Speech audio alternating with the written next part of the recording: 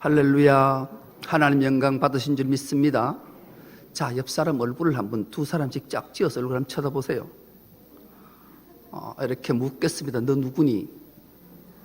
너 누구니? 물어봐요.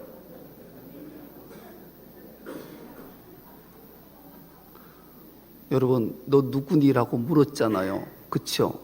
그럼 뭐라고 답해야 돼요? 에? 이쁘니? 오늘 말씀의 제목이 뭐예요? 그래, 너 누구니 물으면 나는 보내심을 받은 자다. 이렇게 답해요. 시작. 아유, 물어야지. 너 누구니? 너 누구니 물으면 나는 보내심을 받은 자다. 이렇게 오늘 우리가 함께 은혜 받고자 하는 말씀의 제목이 나는 보내심을 받은 자다. 이런 제목으로 함께 은혜를 나누겠습니다. 고려신학대학교 교수이면서 목사이신 박영돈 목사님이란 분이 계세요. 이분은 성령에 관심이 되게 많으신 분이에요. 그래서 성령에 관한 책들을 많이 썼어요. 그 중에 대표적인 책 한 권을 소개하는 것으로 말씀을 열려고요. 그 말씀의 책 제목이 일그러진 성령의 얼굴. 이런 책 제목이 뭐라고요? 일그러진 성령의 얼굴. 이 책 내용을 소개하는 것으로 말씀을 열 텐데 여러분 스스로에게 어떤 것이 성령의 역사인가를 한번 스스로에게 질문하고 답을 해봤으면 좋겠어요. 4가지 예화를 들 거예요. 4가지 사건 모두가 실제 있었던 사건이에요. 그러니까 주목해 보는 첫 번째 사건이에요. 우리나라의 안성이라는 지방에 가면 안성시에는 수양관들이 많아요. 사랑의 교회 수양관도 있고요, 영락교회 수양관도 있고요, 명성 수양관도 있고요. 대표적인 교단이 우리 통합측 합동측 교단인데 그 합동측 교단의 대표적인 교회와 통합측 대표적인 교회의 수양관이 있는 곳이, 이 수양관에는 거의 매년 목회자 세미나 집회가 있어요. 그 중에 한 사건을 소개하려고 해요. 아주 신령한 목사님이 목회 세미나를 한다. 그래서 전국의 수백 명의 목회자들이 수십만 원의 돈을 내고 그 세미나의 집회에 참석을 했어요. 그 세미나는 이런 세미나예요. 방언하는 방법, 통변하는 방법, 예언하는 방법, 귀신 쫓아내는 방법, 병 고치는 방법. 이 세미나예요. 이 세미나에 참석해서 잘 배우면 귀신도 쫓아내고 병도 고치고 방언도 하고 통변도 하고 예언도 한다. 수많은 목사들이 참여를 했어요. 집회가 한참 진행이 되고 클라이막스에 이런 사건 하나가 있었어요. 둘씩 짝을 지었어요. 둘씩 짝을 지어서 입을 한번 벌려봐라. 여러분 입을 한번 벌려보세요. 이 벌리면 저도 이게 이말감이라는 그 치료받은 썩은 이를 떼운다든지 덮어 씌운 그 이말감이라는 걸로 한다 그래요. 그 이말감이 지금 기도하면 성령의 역사가 나타나면 이 이말감 덮어 씌운 은이나 이런 것들로 덮어 씌운 것이 금으로 변할 거다. 자, 이제 외칩니다. 내가 주 예수 이름으로 명하노니 이말감은 금으로 변할지어다. 시작 한번 해봐요. 입 벌려보고. 내가 예수 이름으로 명하노니 이말감은 금으로 변할지어다. 금으로 변했을까요? 안 변했을까요? 변했어요. 놀라운 일이 일어났어요. 이곳 저곳에서 탄성과 함성과 놀라운 소리가 막 터졌어요. 나같이 표적과 이적을 기적을 잘 믿지 않는 사람이 일부러 그 집회에 참석했는데 정말로 내 앞에서 이말감이 금으로 변했으니 이건 환장하고 미칠 지경이에요. 아니, 은으로 떼운 게 영으로 변하다니. 여러분, 성령의 역사입니까? 두 번째 사건이에요. 아주 신실한 그리스도인이 있었어요. 이 여집사님은 미국에 있었던 사건인데요. 태어난 지 얼마 지나지 않아 병이 찾아와서 소아마비를 앓았어요. 한쪽 다리가 한쪽 다리보다 5cm나 짧아요. 그러니 얼마나 걷는 데가 불편하냐고 자꾸 쩔룩쩔룩 걸으니 보기도 안 좋고. 그러던 어느 날 현수막 하나가 길에 걸려 있어요. 기막힌 주술사가 마술로 모든 병을 고친다. 와보라, 와보라. 이 집사님이 혹시나 싶은 마음이 생겼어요. 혹시나. 그래서 그 집회에 참석했어요. 그런데 그 주술사가 그 다리를 잡고 기도해요. 와이켄나 세세세 뚜따뚜따 호헤토 파야타 마빠바바바바바바바바바. 놀라운 일이 있었어요. 다리가 쭉쭉쭉쭉 길어져서 5cm가 길어졌어요. 두 다리를 척 맞췄어요. 딱 맞았어요. 더 이상 절지를 않았어요. 놀라운 기적이 일어났어요. 그런데 이분이 어떤 분이라고요?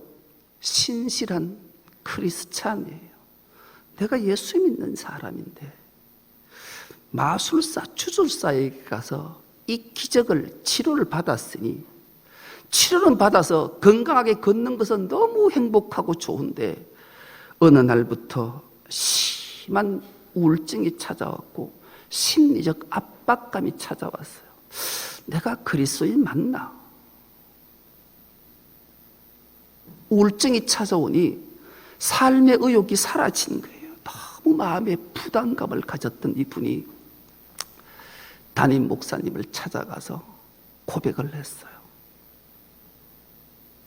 담임 목사님이 그 집사님의 가슴에 다리에 손을 얹고 기도했어요. 하나님, 우리 집사님이 기막힌 기적을 경험했는데 심한 우울증과 심리적 압박 때문에 찾아와서 참회하고 회개하오니 용서해 주십시오. 마음의 평안을 주십시오. 기도했어요. 그런데 놀라운 일이 있었어요. 마음에 물밀듯 평안이 찾아왔어요. 그리고 우울증이 싹 나았어요. 그런데 더 놀라운 것은 그 길어졌던 5cm가 쭉쭉쭉쭉 해서 원상태로 5cm로 돌아와 버렸어요. 다리가 쩔룩쩔룩하면서 걸어요. 성령의 역사입니까?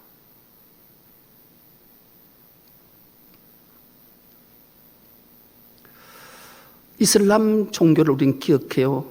이 이슬람의 성자라 불리는 아주 유명한 이슬람 성자가 있어요. 그 이름이 바바 화리드라는 이름을 가진 성자예요. 이 성자는 이슬람에서는 정말로 알라 다음으로 대단한 명성을 가진 자예요. 왜요? 이 바바 하리드는 죽은 자를 실제로 살려냈어요. 수십만 수만이 보는 앞에서. 그렇으니 이건 이런 말할 수 없잖아요. 그리고 각종 불치병, 난치병이 아니에요. 불치병을 다 고쳤어요. 대단한 알라에게 하나님께 기도해서 얼마나 성령의 역사가 강력하게 일어나는지 이런 기적이 나타났어요.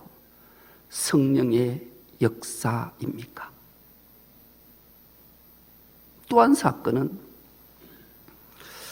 한국의 선교사인데 아프리카로 파송받아 선교사로 갔어요. 그 지역의 복음을 전하러 많은 부족들 앞에 가보니 그 부족들 대다수가 나쁜 음식을 섭취해서 잇몸이 다 무너져서 이빨이 다 빠졌어요. 평균 수명이 40세예요. 요즘 우리나라는 87세씩 살고 120세, 100세 시대를 사는데 40쯤 되면 다 죽어버리니 음식을 잘 못 먹으니 그렇게 돼. 너무 가슴이 아팠어요. 이 선교사가 그 부족들을 데리고 하나님 앞에 기도해서 하나님 불쌍히 여겨주십시오. 긍휼히 여겨주십시오. 이들이 음식을 잘 섭취할 수 있도록 하나님 도와주십시오. 기도했어요. 놀라운 역사가 나타났어요. 잇몸에서 생리가 막 돋아나는 거예요. 놀라운 역사예요. 여러분, 성령의 역사입니까? 제가 예화를 들은 이 실화 사건이에요. 이 일그러진 성령의 얼굴에 나타난 기록된 책 내용이에요. 여기에 성령의 역사와 사단의 역사가 나타난 거예요. 첫 번째, 이 말감이 금리로 변한 것, 사탄의 역사예요. 5cm 짧은 다리가 5cm 늘어난 것, 사탄의 역사예요. 마음의 평안을 찾고 5cm 줄어든 것, 성령의 역사예요.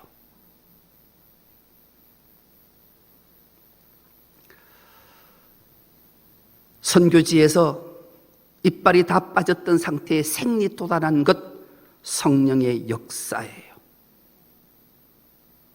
왜? 그러면 성령의 역사와 사탄의 역사가 구별되는가? 하나님의 말씀인 성경은 우리에게 정확하게 성령의 역사와 미혹의 역사, 사탄의 역사를 우리에게 알려주고 있기 때문에 그래요.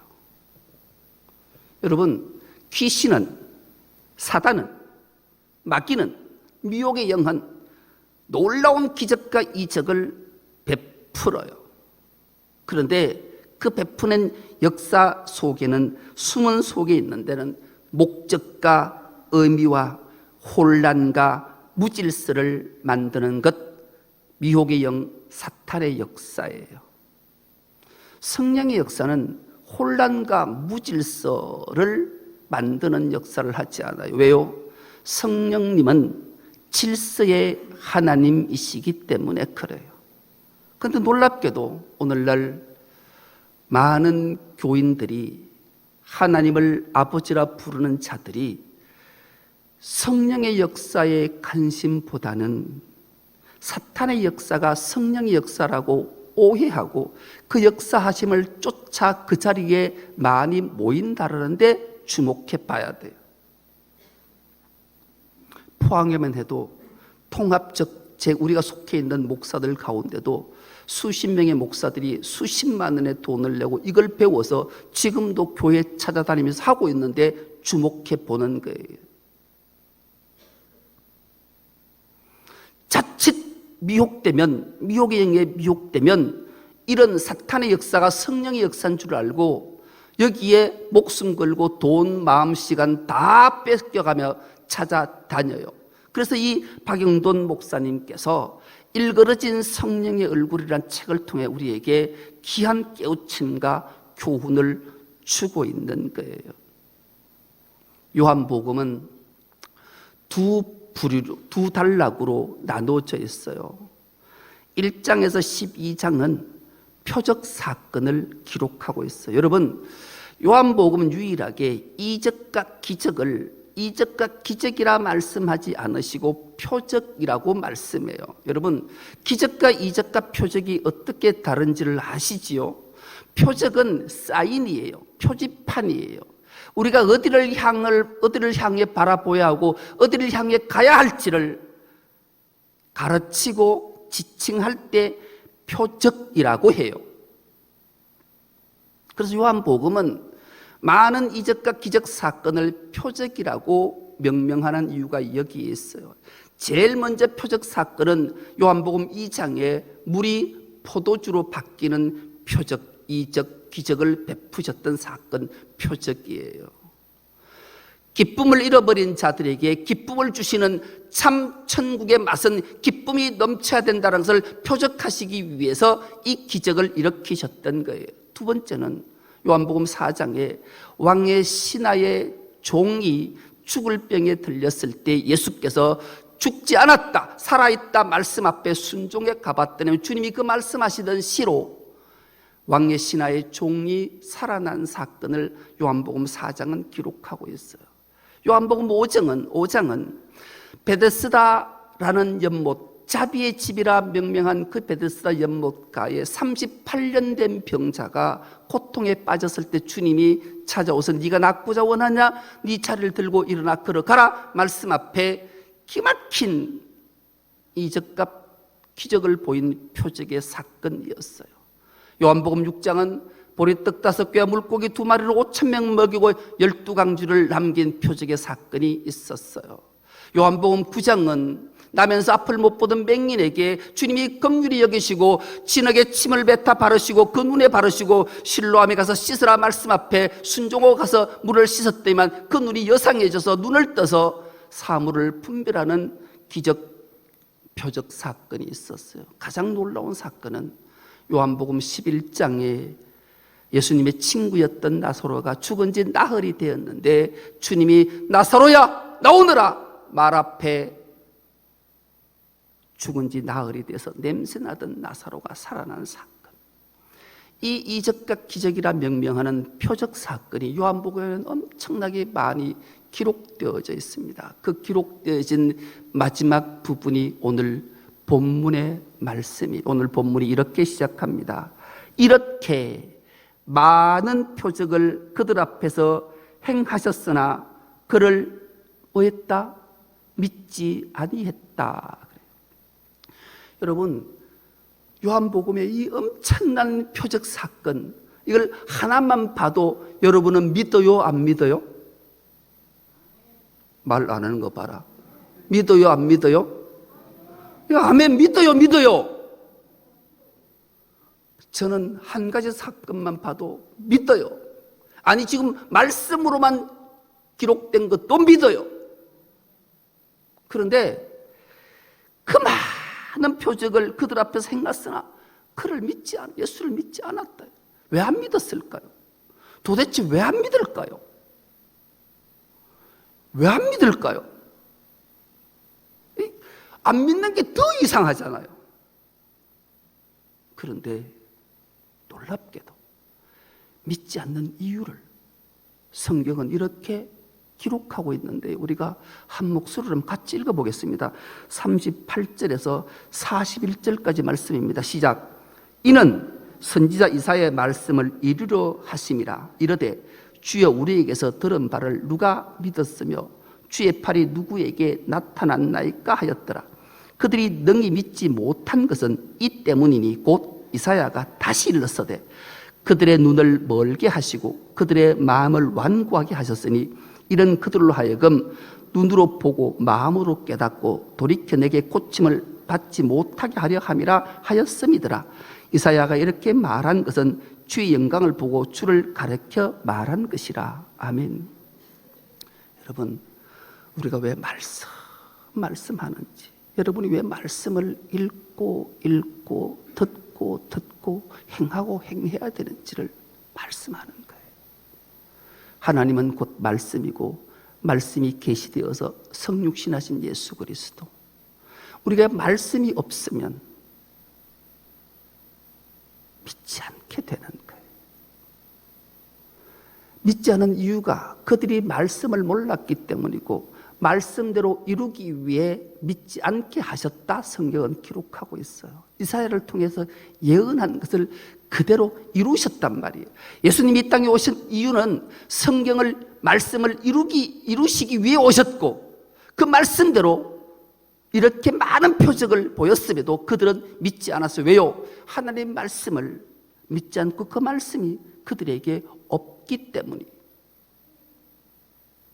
우리 중선교회 모든 건속들은 말씀을 꼭 읽고 듣고 지키는 은혜가 있길 축복합니다.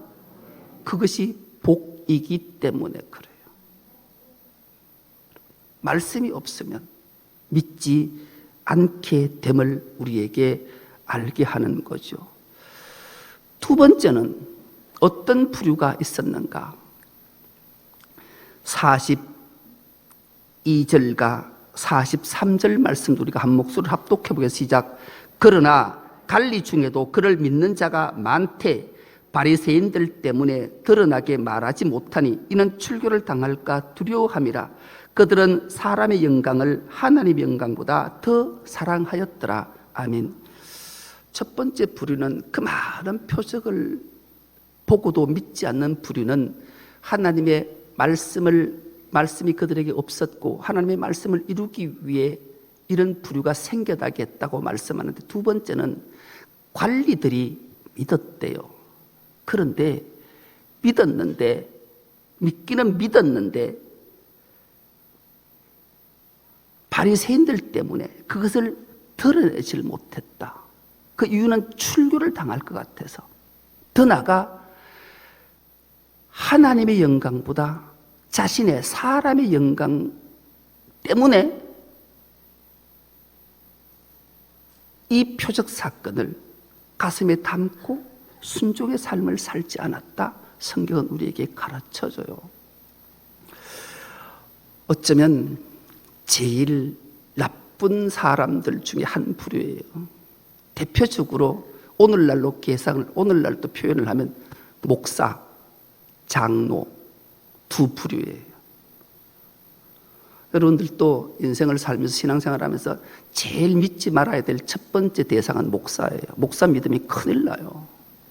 사랑해야 돼, 사랑. 장로 믿으면 큰일 나요. 왜냐하면 이 목사 장로들이 관리를 하잖아요. 관리라는 헬라 말이 오이코노모스라는 단어를 썼는데 주인의 양식을 배분하는 자, 하나님께로 받은 은혜, 복, 능력, 사명, 책임 다 받아서 나눠줘야 되는 사람이란 말이에요. 그런데 이것을 자신의 영광을 위해, 자신의 유익을 위해, 자신의 필요를 위해 한단 말이죠.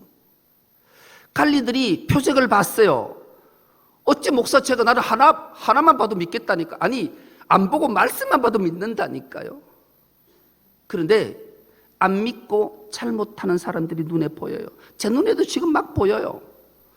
사탄의 역사를 성령의 역사라고 우기고 말하고 그 사탄의 역사を믿으면 안 돼요 하면 목사를 향해 막 그럴 사람이 우리 교회에 여럿이 있다니까요. 이 두 명, 내가 두 명 있는지 자세히 보니까 7명이나 돼. 그런데 그러면 치리하고 출교시키고 그래도 못해. 말도 못해. 쫓겨날까봐. 그거 아닌 말만 해도 두 사람은 계속 나를 싫어하는데 이것까지 말하면 큰일 날 것 같아서 말을 못해요. 장로들도 마찬가지. 저 사람 저렇게 신앙생활하면 안 되는데, 저렇게 예배를 드리면 안 되는데 그 말 못해요. 왜요? 비난받을까 봐. 교회로부터 내침을 받을까 봐. 가장 중요한 것은 사람의 영광. 자는 존경받고 칭찬받아야 되는데, 아니 목사가 뭐 저래, 장로가 왜 저런 말을 하지? 저 장로 때문에, 저 목사 때문에 교회 난 못 다녀. 나는 봉사, 신앙생활, 헌금생활 안 할 거야. 그러면 큰일 나거든. 교회 예배당이 무너질 것 같아. 말 못해, 치리 못해.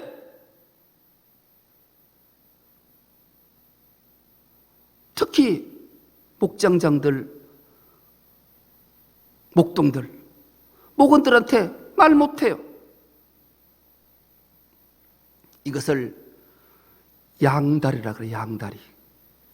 표적을 보고 하나님 믿기는 믿고 교회를 바른 있는데 하나님 영광보다 자기 영광 때문에, 자기 존경, 자기 싫은 말 듣기 싫어서 이쪽 저쪽 다 걸쳐놓고 그냥 자기만, 아이고 우리 목사님이 좋아, 아유 사랑이 얼마나 많은지, 아유 우리 장로님은 얼마나 인자한지, 이런 소리만 듣고 싶어서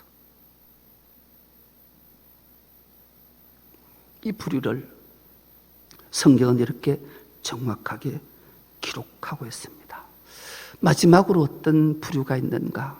바로 오늘 설교의 제목처럼 보내심을 받은 자. 44절에서 45절을 한 목소리로 합독해보겠습니다. 시작. 예수께서 외쳐 이르시되 나를 믿는 자는 나를 믿는 것이 아니요 나를 보내신 이를 믿는 것이며 나를 보는 자는 나를 보내신 이를 보는 것이니라. 아멘. 다시 한번 옆 사람 얼굴을 쳐다보고 묻겠습니다. 너 누구니? 나는 하나님께로부터 보내심을 받은 자다. 예, 우리 모두는 하나님께로부터 보내심을 받은 자인 줄 믿습니다. 여러분, 이 세상에 누구든지 오고 싶은 사람이 단 한 사람도 없어요. 누군가가 보냈기 때문에 온 거예요. 누구가 보냈어요? 하나님이 보내신 거예요. 이 믿음이 우리 마음판에 새겨지는 은혜가 있길 축복합니다. 믿어지는 은혜가 있길 축복합니다. 우리 모두는 하나님께로부터 보내심을 받은 자예요. 그렇다면 하나님이 예수 그리스도를 왜 이 땅에 보내셨는가? 세 가지 이유 때문에 보내셨어요. 이 세 가지를 꼭 마음판에 새기는 은혜가 있길 축복합니다. 첫째는 십자가를 지시기 위함이셨어요. 여러분, 기적과 이적과 놀라운 표적들이 사람을 구원하고 변화시키는 능력이 있을 거라고 믿으십니까? 그렇지 않아요. 그러면 주님이 그 많은 표적, 그 많은 기적, 그 많은 이적을 베푸셔서 그냥 다 구원하고 변화시키지 굳이 저주의 십자가의 길을 가실 이유가 없었어요. 처음에 책을 소개했던 일그러진 성령의 얼굴, 이 박영돈 목사님이 마지막 이 책 내용이 가슴을 울려졌던 이유는 바로 이 말 때문에 그래요. 주님이 이적과 기적으로 사람을 변화시키고 구원하실 것 같으면 굳이 십자가의 길을 안 가도 돼요. 그냥 성령의 능력으로, 그렇게 사탄의 능력으로도. 그런데 우리 주님은 그것으로 인간을 변화시키고 구원시키신 것이 아니라 십자가로. 왜요? 하나님이 보내신 이유가 십자가를 지고 세상을 구원시키라는 사명 때문에 그래요. 그 말씀을 이루시기 위해 주님은 십자가의 길을 가셨던 거예요. 두 번째 주님의 사명은 교회를 세우시기 위함이셨어요. 교회는 세상으로부터, 죄악으로부터 고통에 빠져 있는 자들을 불러서 공동체를 만드는, 예수를 믿는 자들의 공동체를 만든 게 교회인 줄 믿습니다. 교회는 예배당이 아니에요. 교회는 우리예요. 우리가 죄악 가운데, 멸망 가운데, 죽음 가운데 있는 우리를 긍휼히 여기고 불쌍히 여겨 있어서 하나님의 은혜로 불러냄을 받은 자가 모인 공동체. 왜 이 공동체를 주님이 피로 값주고 세우셨다 말씀하는가? 이 교회 공동체 안에서 천국을 맛보라고 주님이 피로 값주고 세우실 줄 믿습니다. 그래서 우리는 교회 안에서 서로 사랑하고 격려하고 존중하고 위로하고, 그래서 이 교회 공동체 안에서 피로 값주고 세우신 우리가 천국을 맛보는 은혜가 있길 축복합니다. 주님이 보내심을 받은 이유가 여기 있기 때문에 그래요. 마지막으로 주님이 보내심을 받은 이유는 바로 우리가 그토록 사모하고 그토록 부르짖고 그토록 눈물로 기도하고 소망하는 성령님을 우리에게 보내시기 위해서 이 땅에 오셨던 거예요. 주님이 우리와 함께 있으면 좋겠다 그렇게 부르지만 내가 아버지께로 가지 않으면 보혜사 성령이 너희에게 오지 않기에 내가 아버지께로 가면 보혜사 성령이 너희에게로 오리라.